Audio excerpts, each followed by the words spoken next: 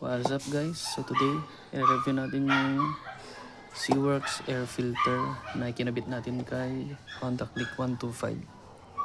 1.5 month na natin siyang ginagamit. Yun guys, check natin kung ilang odo na. Yan, 17,000 na. So nung in-install natin yung 12,000 pa lang. So bali 5,000 km na yung natakbo. Yan. Check natin guys kung okay pa. Baklasin muna natin.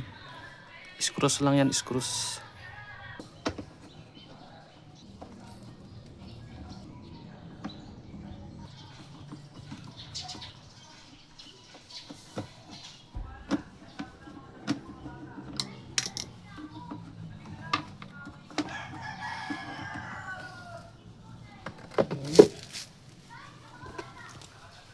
So ito na siya guys.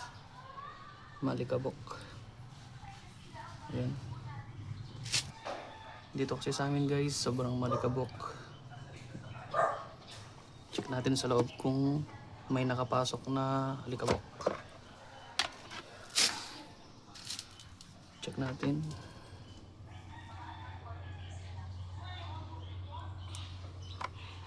Walang nakapasok guys. All goods. Yan siguro yung oil lang yan. Pero hindi siya alikabok. Malinis sa loob. All goods tong Seaworks guys. Try nyo. Mura lang to. Lalagay ko na lang sa comment section or sa description yung link kung saan ko nabili.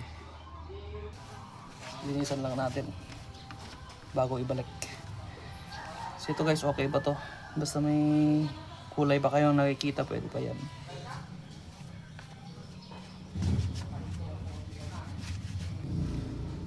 So ibalik na natin guys.